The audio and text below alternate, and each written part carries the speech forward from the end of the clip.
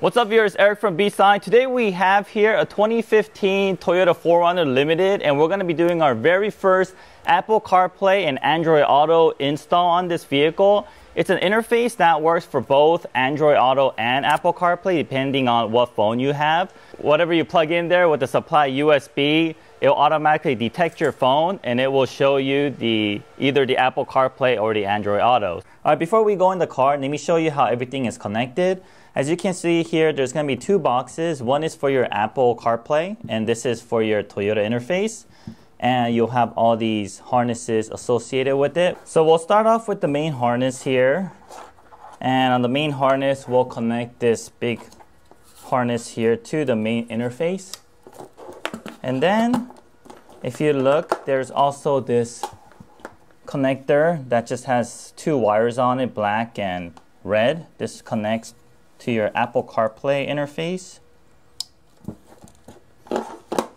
And then there's these left and right audio cables, which will connect to the left and right audio cables. And then this 3.5 millimeter cable for your sound goes to the side that also has the HDMI cable in here. And then we'll go ahead and connect the HDMI cable. The other side goes to the Toyota interface. And then we have the USB extension. This is where you plug in your Android or your Apple phone. And then next to that is going to be your microphone cable. We're going to have a new microphone that's used for your Apple CarPlay. And after everything is connected, you also notice that we have some extra wires. This we are going to ignore for now because we will not be using this. And this is an option that might be available in the future, but for now we have not programmed it into this interface over here. So because we don't need these, we're gonna go ahead and just electric tape all this just to cover it up from any unnecessary connections. Alright, now that we're in the car, the first thing we're gonna do is remove these two panels over here. You can either do so with a panel removal tool, you wedge it in behind here, get some leverage, pull it out, or if you have enough hand grip, you can just grab it really hard and just pull it out towards you. Okay, and then we'll go ahead and remove the other side. Okay, well, looks like the whole thing came out, but let me show you how it looks like in the back. We'll pull the connectors out. Okay, so if you took just the side piece out, there's clips holding it over here, 1, 2, 3, like the other side. So you should easily be able to take it out. But then, you know, this also could happen where the whole piece comes off together. So since this is intact, I'm just gonna go ahead and keep it as is. The next step is to remove these 4 10mm bolts down here. So after the 4 10mm bolts are removed, just grab a hold of the radio and just pull it towards you and it should come out. Okay, now that we're behind the car, there's dip switch settings that you'll see on the interface. And depending on which car year and model that we're installing to, there's specific configuration for these dip switches. So make sure to check the instruction manual and it'll tell you exactly which dip switch that you need to engage.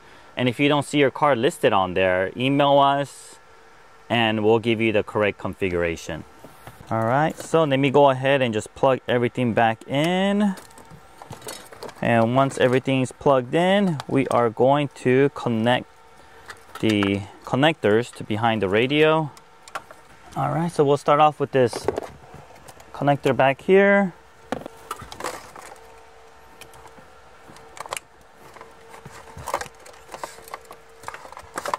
It's all daisy chain plug and play. Okay, there's another one over here.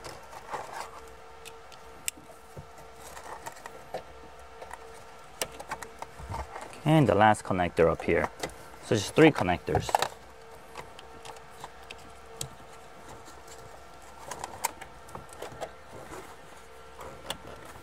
Okay, there's one other part of the install where we added an additional harness. So as you can see here, there's a special USB harness that we use that we connected straight into our Apple interface instead of using the supplied USB so that we can utilize the factory USB point, and we don't have to drill any holes or try to look for any additional USB mounting location, so that we could just plug it in just as you would plug your phone to your USB just to charge your phone, and that same USB plug will work for your Apple CarPlay or your Android Auto as well with this special piece. This special piece will probably be available to purchase separately as an add-on option.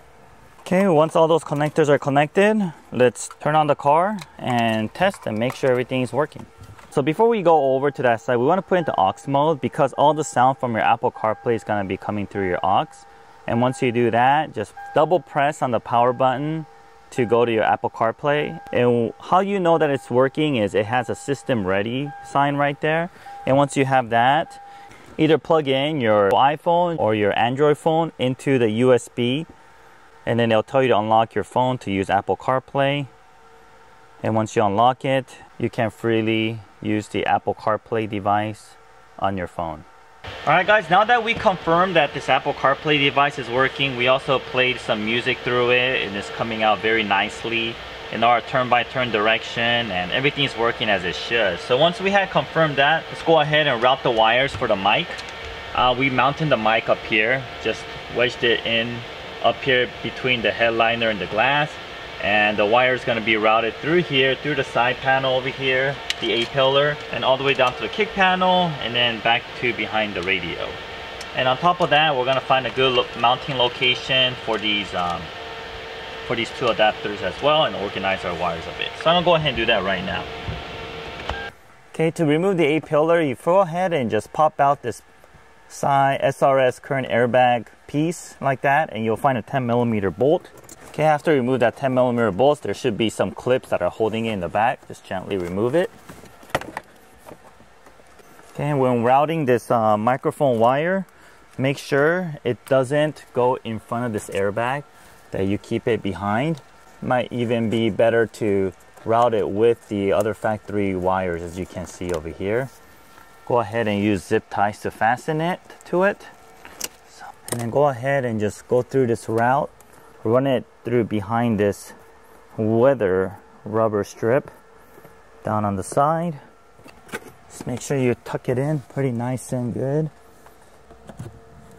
Okay, so once we put the wire through here and we tucked it in, kind of pressed it and gave some pressure back, it actually ended up going into that hole, which was pretty nice and easy.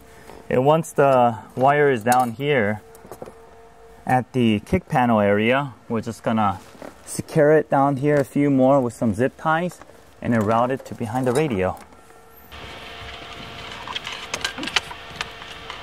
Okay, and now that we have the mic all routed, let me go ahead and mount and replug all the connection back there.